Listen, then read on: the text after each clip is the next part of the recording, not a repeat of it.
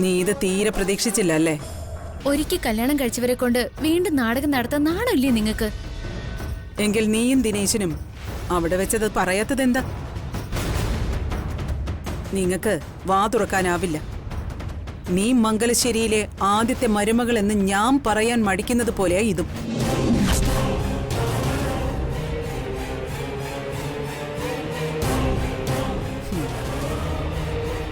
എന്റെ ഏട്ടൻ മംഗലശ്ശേരിയിലെ മരുമകനായി വരാൻ പോവുക. പെണ്ണുകെട്ടി സ്ഥലം വിടുമെന്ന് ആരും കരുതണ്ട. ഇവിടെ ഈ വീട്ടിലേട്ടൻ ജീവിക്കും. ദിനേശനല്ല ഗൗതം. മൂർഖൻ പാമ്പിനെ മംഗലശ്ശേരിക്ക് അറിഞ്ഞ് പാല് കൊടുക്കാൻ പോകുന്നത്. ഇതാണ് ശരിക്കുള്ള റിവഞ്ച്. കവിതയും ഗൗതവും ചേർന്ന പിന്നെ ഈ വീടുണ്ടാവില്ല. ഈ കല്യാണം നടത്തില്ലെന്ന് നിനക്ക് വെല്ലുവിളിക്കാമോ?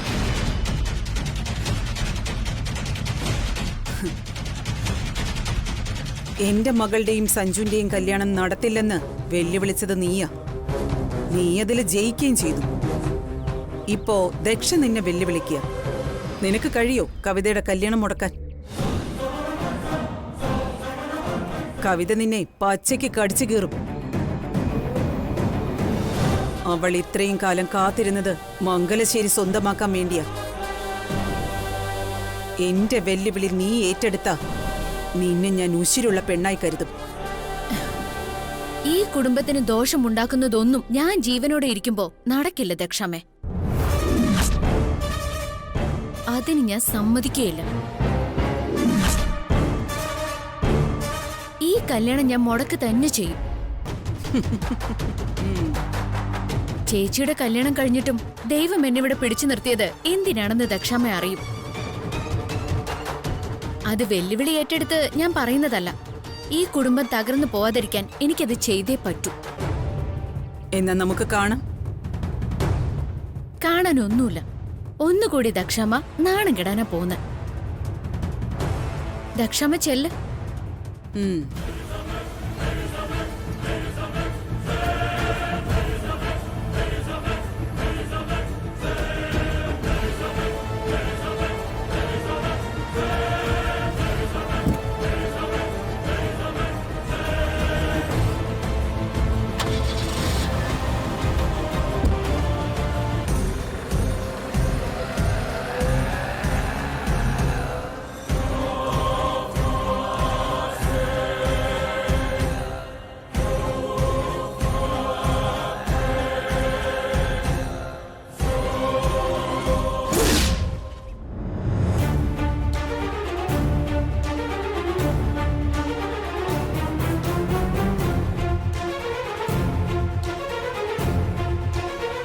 അപ്പച്ചിക്ക് ഒരാളെ വിവാഹം കഴിക്കണമെന്ന് പറഞ്ഞ അത് പറ്റില്ല എന്ന് പറയാനുള്ള അവകാശം നമുക്കില്ലല്ലോ. അത് നടക്കട്ടെ. നമുക്കെന്താ? അതാ പ്രശ്നം. ഇവിടെ ഉള്ളവരെല്ലാവരും ഇതൊരു സാധാ വിവാഹമായ കാണുന്നേ. നമുക്കെന്താ കാര്യം? അത് നടക്കട്ടെ എന്നാ ഇവിടെ ഉള്ളവർ ചിന്തിക്കുന്നേ. പക്ഷെ എനിക്കിത് അങ്ങനെ കാണാൻ പറ്റുന്നില്ല. അതെന്താ ദിനേശേട്ടൻ അങ്ങനെ പറയുന്നേ? നിങ്ങൾ എല്ലാവരും ശുദ്ധഗതിക്കാരാ. അതാ ഇതിൽ ഒളിഞ്ഞിരിക്കുന്ന ഗൂഢലക്ഷ്യം അറിയാത്തത്. കവിതയുടെ സ്വഭാവം നിങ്ങൾക്ക് എല്ലാവർക്കും അറിയാവുന്നതല്ലേ? അവർ തമ്മിൽ ഇഷ്ടമായിരുന്നു. ഇപ്പൊ അത് എല്ലാവരുടെ മുമ്പിൽ തുറന്നു പറഞ്ഞു. അല്ലാതെ എന്ത് ലക്ഷ്യം അവർക്കുള്ളത്? സത്യം പറഞ്ഞ ഗൗതമും കവിതയും ഒരിക്കൽ വിവാഹിതരായവരാ. വീണ്ടും പെട്ടെന്ന് 4 ആൾ അറിയ ഒരു വിവാഹം. അവന് പിന്നിൽ ഒരു ലക്ഷ്യം കാണില്ലേ? പ്രത്യേകിച്ച് കവിതയാവുമ്പോ അങ്ങനെ ഒരു ഗൂഢലക്ഷ്യമില്ലാതെ ഒന്നും ചെയ്യില്ല. അത് ശരിയാ. കവിത ചേച്ചി ഒരു തന്ത്രശാലി തന്നെയാ. അതാ ഞാൻ പറഞ്ഞത്. ഇനി നമുക്ക് ശരിക്കും അവരെ ഒന്ന് വാച്ച് ചെയ്യണം. എന്താ കവിതയുടെ തന്ത്രമെന്നറിയണം. അപ്പച്ചിയുടെ എല്ലാ അടവുകളും പൊളിഞ്ഞു നിൽക്കുക. കമ്പനിയിൽ നിന്നും പുറത്തായി. അപ്പോ കണ്ടെത്തിയ രക്ഷാമാർഗാവും ഈ വിവാഹം. അതെ, അത് നല്ല ഉദ്ദേശത്തോടെ ആവില്ലെന്ന് മാത്രം. എന്നാലും ഒരു വിവാഹം നടക്കുന്നത് വഴി എന്ത് ലക്ഷ്യ കവിത ചേച്ചിക്കുള്ളത്? അതാ എനിക്ക് മനസ്സിലാവാത്തത്. മറ്റുള്ളവരെ ദ്രോഹിക്കുന്ന കാര്യത്തിൽ ദക്ഷയും കവിതയും പണ്ടേ ഒറ്റക്കെട്ട. 2 ആളും കൂടി ലച്ചുവിനും സഞ്ജുവിനും ഈ കുടുംബത്തിനും എതിരെ എന്തെല്ലാം ദ്രോഹങ്ങളാ ചെയ്തിട്ടുള്ളേ? അതെല്ലാം ഇത്ര വേഗം നിങ്ങൾ മറന്നുപോയോ? ഇനി അവർ രണ്ടാളും കൂടി ഇങ്ങനെ ഒരു വിവാഹ ബന്ധത്തിൽ കൂടി ഒന്നിക്കുകയും കൂടി ചെയ്താ നിങ്ങളുടെ ഈ കുടുംബത്തിന്റെ സ്ഥിതി എന്താവും? അതെന്താ നിങ്ങൾ ആരും ഓർക്കാത്തെ?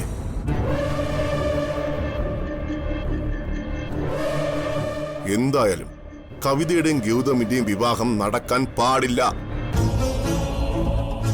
അതിനിപ്പോ എന്താ ചെയ്യാൻ പറ്റുക? അതാ നമ്മൾ കൂട്ടായി ആലോചിക്കേണ്ടത്.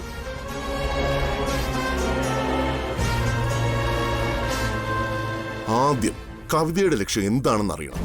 പക്ഷേ അതെങ്ങനെ? അത് നമുക്ക് നോക്കാം. ആ കാര്യം എനിക്ക് വിട്ടേക്ക്.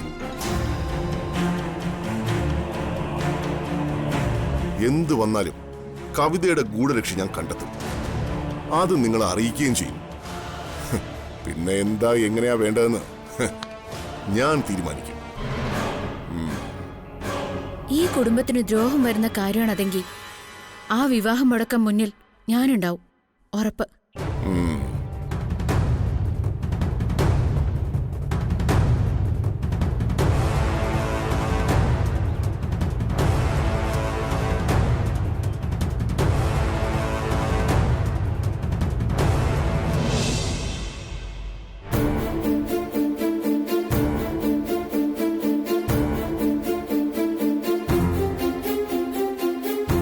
വീണ്ടും പ്രശ്നങ്ങൾ ഉരുണ്ടുകൂടുകയാണെന്ന് എന്റെ മനസ്സ് പറയുന്നു.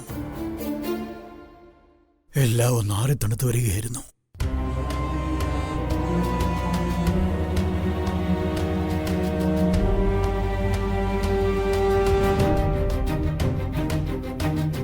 അല്ലെങ്കിൽ ഇന്ധനദക്ഷ ഇങ്ങനെ ഒരു ആലോചനയുമായി വീണ്ടും മംഗലശ്ശേരി പടികേറി വരണം.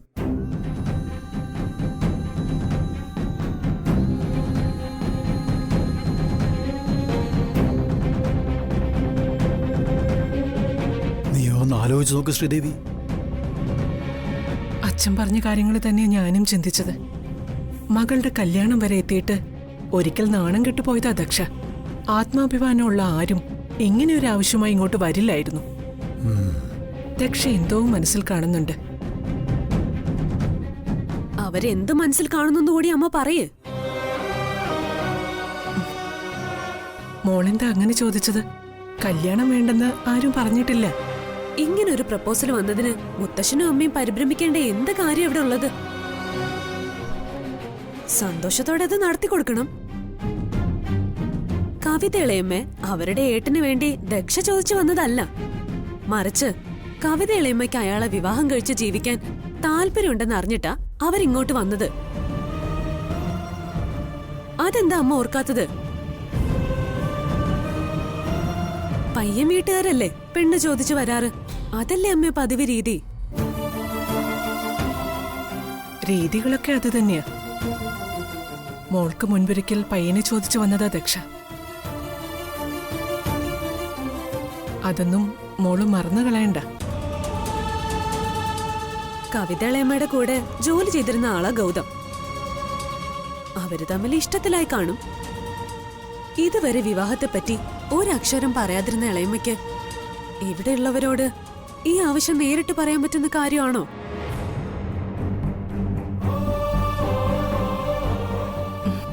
ഓരോ ഉത്കണ്ഠകൾ കൊണ്ട് ഞങ്ങൾ പറഞ്ഞു പോയതാ മോളെ. കവിതയ്ക്ക് ഗൗതമിനെ ഇഷ്ടമായ നിലയ്ക്ക് വിവാഹം നടത്തിക്കൊടുക്കാനേ നമുക്ക് കഴിയൂ. അതിലിനി മാറ്റമൊന്നുമില്ല.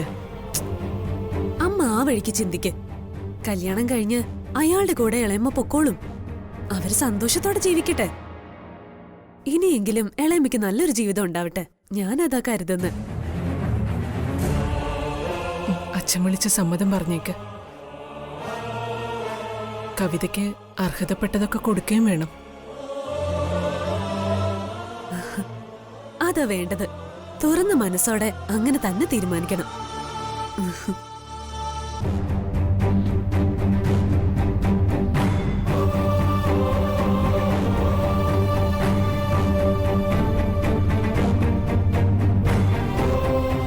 മാണിക്യമംഗലത്ത് നിന്നൊരു പെണ്ണിനെ എടുക്കുന്ന പോലെ അല്ല മോളെ അവിടെ നിന്നൊരാളെ മരുമകനായി സ്വീകരിക്കുന്നത്.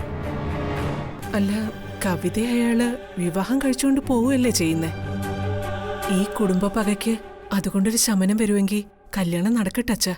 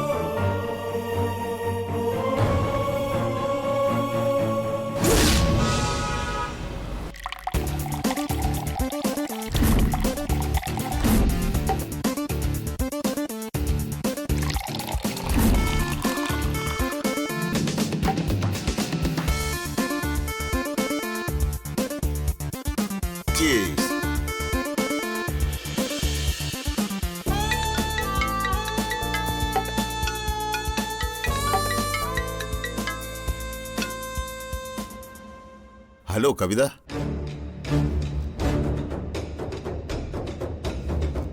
ഒരു ഹാപ്പി ന്യൂസ് പറയാനാ ഞാനിപ്പോ വക്കീലിനെ വിളിച്ചത്. എന്താ? ഗൗതവുമായിട്ടുള്ള വിവാഹത്തിന് വീട്ടുകാർ സമ്മതിച്ചോ? കവിതയും ഗൗതമിനെയും കുറിച്ചാണല്ലോ പറയുന്നത്. അതെ, വക്കീല് പറഞ്ഞു തന്ന ഐഡിയ ഞാൻ മറ്റുള്ളവരുടെ മുന്നിൽ അങ്ങ് അവതരിപ്പിച്ചു.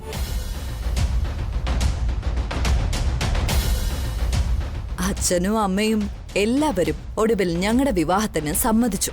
കവിത പറഞ്ഞ പോലെ അത് ഹാപ്പി ന്യൂസ് ആണല്ലോ. അതെ, പക്ഷേ വക്കീലിന് സത്യം അറിയാലോ. ഗൗതവുമായൊരു വിവാഹ ജീവിതം ഞാൻ ആഗ്രഹിക്കുന്നില്ല. ഇത്ര കാലം ഞാൻ സ്വതന്ത്രയായി ജീവിച്ചു. ഇനി ഇങ്ങനൊരു വിവാഹക്കുരുക്കിൽ ആണ്ട് മുഴുകി നിറയിക്കാനൊന്നും ഒരിക്കലും ഞാൻ ആഗ്രഹിക്കുന്നില്ല. ഗൗതവുമായുള്ള ഈ വിവാഹം കൊണ്ട് കവിതയ്ക്ക് ഏറെ നേട്ടങ്ങൾ വരാൻ പോകുന്നത്. അതെ, ഗൗതവുമായുള്ള ഈ വിവാഹം എനിക്ക് നേട്ടം തന്നെയാണ്. മംഗലശ്ശേരിയിലെ സ്വത്തുക്കളും മാണിക്യമംഗലത്തെ സമ്പാദ്യങ്ങളും ഈ വിവാഹത്തോടെ ഒറ്റയടിക്ക് എനിക്ക് വന്നു ചേരാൻ പോവുക. വിവാഹം നടക്കട്ടെ. പിന്നെ ഗൗതത്തിന്റെ കാര്യത്തിൽ വക്കീൽ പറഞ്ഞ ആ തീരുമാനം തന്നെ നടപ്പിലാക്കാം അല്ലേ? അതെ, ഞാൻ പറഞ്ഞതുപോലെ പ്രവർത്തിച്ചാൽ കവിത ജീവിതത്തിൽ രക്ഷപ്പെടും. അതിനൊരു സംശയവുമില്ല. അപ്പൊ കവിതയെ ഗൗതവുമായുള്ള വിവാഹത്തിന് വേണ്ട ഒരുക്കങ്ങൾ ധൈര്യമായി തുടങ്ങിക്കോ. പാവം ഗൗതം എന്റെ സ്നേഹമൊക്കെ സത്യമാണെന്ന് വിചാരിച്ചിരിക്കുക. വിവാഹം ഒന്ന് നടന്നു കിട്ടട്ടെ. മാണിക്യമംഗലത്തെ സ്വത്തുക്കൾ എന്റെ കയ്യിൽ വന്നു ചേരട്ടെ. പിന്നെ ഗൗതത്തിന്റെ കാര്യം വക്കീല് പറഞ്ഞ തന്നെ അങ്ങ് നടപ്പിലാക്കല്ലേ? ആ, അത് മതിയാ. ശരിയെന്നാ. കൃഷ്ണമൂർത്തിയുടെ ഉപദേശങ്ങൾക്കെല്ലാം നന്ദി. മാണിക്യമംഗലത്തെ സ്വത്തുക്കൾ എന്റെ കയ്യിൽ വന്നു ചേരട്ടെ. എന്നിട്ട് ഗൗതത്തിന്റെ കാര്യത്തിൽ ഒരു തീരുമാനം കൂടി ആയിക്കഴിഞ്ഞാ വക്കീലിന് ഞാൻ ഓഫർ ചെയ്ത തുകയ്ക്കും മുകളിൽ നല്ലൊരു ക്യാഷ് ഗിഫ്റ്റും കിട്ടും. താങ്ക് യു കവിതേ. അപ്പോ ഇതാ കവിതയുടെ ഈ കല്യാണത്തിന്റെ ലക്ഷ്യം അല്ലേ?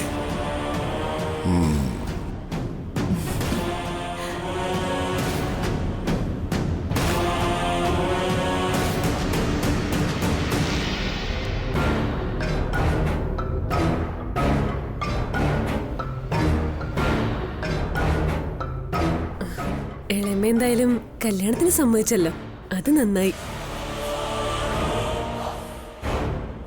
എന്നും ഇങ്ങനെ ഒറ്റയ്ക്ക് കഴിഞ്ഞാൽ മതിയോ? ജീവിതത്തില് ഒരു കൂട്ട് വേണ്ടേ?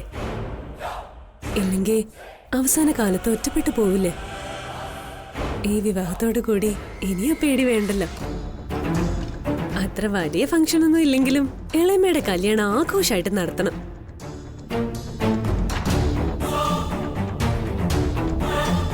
ഞാൻ ആത്മാർത്ഥമായി തന്നെ പറയോ, നിങ്ങളുടെ രണ്ടാളുടെ വിവാഹം നടക്കാൻ വേണ്ടി ഞാൻ ഒപ്പം ഉണ്ടാവും. എന്തായാലും ശ്രീകുട്ടിക്കെങ്കിലും ഇങ്ങനൊരു നല്ല മനസ്സ് തോന്നിയല്ലോ. എനിക്ക് സന്തോഷമായി. എന്റെ കല്യാണം ഒന്ന് കഴിഞ്ഞോട്ടെ. പിന്നെ എന്റെ ശ്രീകുട്ടിക്ക് വേണ്ടിയായിരിക്കും എന്റെ ജീവിതം. ലച്ചുവിന്റെ കഴുത്തിൽ താലി കെട്ടിയത് ആരാണെന്ന് തെളിയിച്ചു തരാൻ എനിക്കിതുവരെ പറ്റിയില്ല. അതിനിടയ്ക്ക് എനിക്ക് ചില അബദ്ധങ്ങളൊക്കെ സംഭവിച്ചു.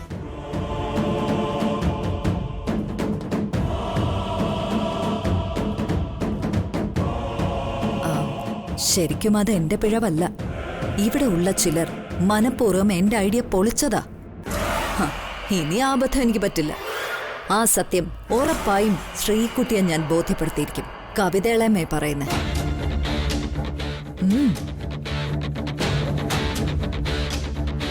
ആദ്യം കല്യാണം നടക്കട്ടെ, പിന്നെ നമുക്ക് എന്താ വേണ്ടെന്ന് ആലോചിക്കാം. ഇനി എന്തിനും ഏതിനും ശ്രീകുട്ടി എന്നോടൊപ്പം ഉണ്ടെങ്കിൽ നമുക്ക് വിജയസാധ്യത കൂടുതലാ.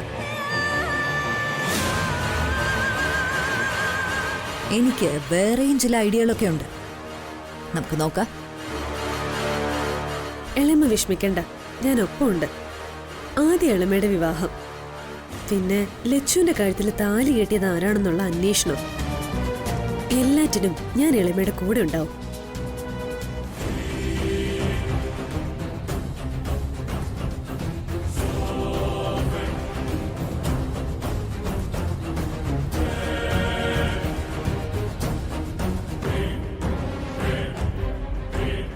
സ്വാതി ഇപ്പോ അപ്പച്ചിയുമായി വലിയ അടുപ്പത്തിലാ. സ്വാതി ഇപ്പോ വലിയ ആപത്തിലേക്കാ പോകുന്നത്. എങ്ങനാ ഇനി ഞാൻ അവളെ പറഞ്ഞു തീർത്ത?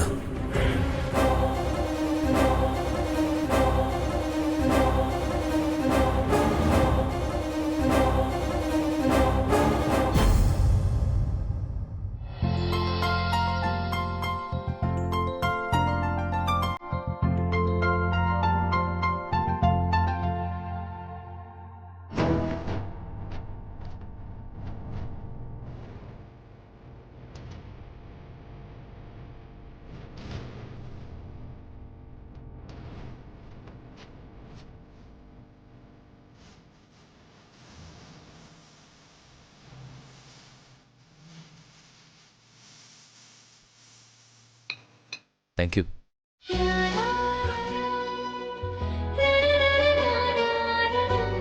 ഒരു ടീ കിട്ടിയ കൊള്ളാമെന്ന് ഞാൻ ആഗ്രഹിച്ചു. അപ്പോഴേക്കും ടീയായിട്ടെത്തി. ഇതാണ് ഉത്തമയായ ഭാര്യ, മനസ്സറിയുന്ന ഭാര്യ.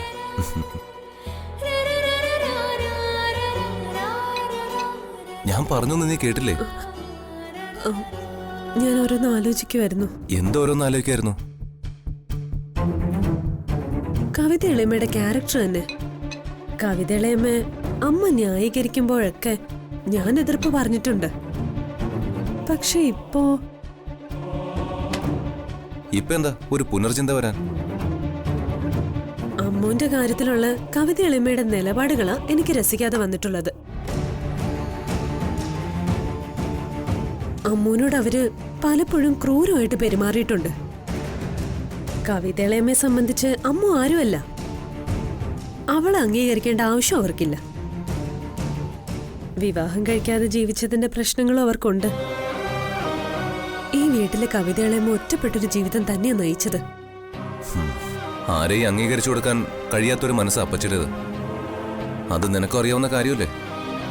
മറ്റുള്ളവർ ചെയ്യുന്നതൊന്നും ശരിയല്ല, ശരി തന്റെ ഭാഗത്ത് മാത്രമാണെന്ന് ഒരാൾ വിചാരിച്ചാ മറ്റുള്ളവർക്ക് എന്ത് ചെയ്യാൻ കഴിയും? ഒരു കാലത്തും അങ്ങനെയുള്ളവർ നന്നാവില്ല. സദാ മറ്റുള്ളവരെ പഴി പറഞ്ഞുകൊണ്ടിരിക്കും.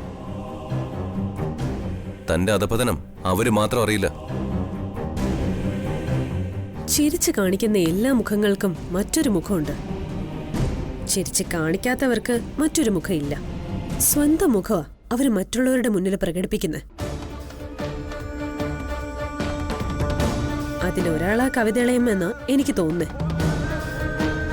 ഈ വീട്ടിലെ ജെനുവിൻ പേഴ്സൺ കവിത ഇളയമ്മയാ. അവരുള്ള കാര്യം വിളിച്ചു പറയും. അത് തെറ്റ് ചെയ്യാത്തവരെ വേദനിപ്പിക്കില്ലേ? ചിരിച്ചുകൊണ്ട് ശ്വാസം മുട്ടിക്കുന്നതിനേക്കാൾ എത്രയോ ഭേദമാണത്. ഇവളെന്താ മുള്ളും മുനയും വെച്ച് സംസാരിക്കുന്ന? ഞാൻ പലപ്പോഴും വെട്ടിയായി പോകുന്നൊരു തോന്നൽ. അമ്മൂന്റെ ഭർത്താവിനെ കാണിച്ചു തരാന്ന് പറഞ്ഞാ എന്നെ ഒരാൾ അങ്ങോട്ട് വിളിച്ചത്. ഞാനവിടെ ചെന്നപ്പോ സഞ്ജുവിന്റെ അമ്മയും അമ്മു അവിടെയുണ്ട്. മുത്തശ്ശനെയും മുത്തശ്ശിയെയും ബന്ദികളാക്കി വെച്ചപ്പോഴല്ലേ അമ്മയും ലച്ചു അങ്ങോട്ട് പോയത്? അത് ശരി തന്നെന്ന് സമ്മതിച്ചാലും എന്തിനു മറ്റൊരു കാര്യം പറഞ്ഞ് എന്നെ അങ്ങോട്ടേക്ക് വരുത്തണം? നീ ഇങ്ങനെയൊക്കെ ചോദിച്ചാ ഞാൻ എന്ത് മറുപടി പറയാനാ? മറുപടികളില്ലാത്ത ഒരു ചോദ്യങ്ങളും ഉണ്ടാവില്ല സഞ്ജു. കുറച്ച് വൈകിട്ടാണെങ്കിലും എന്റെ ചോദ്യങ്ങൾക്ക് ഉത്തരം കിട്ടുക തന്നെ ചെയ്യും. കാർമേഘങ്ങൾക്ക് എത്ര സമയം ചന്ദ്രനെ മറച്ചു വയ്ക്കാൻ കഴിയും? വളരെ കുറച്ച് സമയം. പിന്നെ ചന്ദ്രൻ പുറത്തു വരും. അതുപോലെ തന്നെയാ എന്റെ ചോദ്യങ്ങൾക്കുള്ള ഉത്തരങ്ങൾ. ഞാൻ അതിന്റെ കാത്തിരിപ്പില്ല.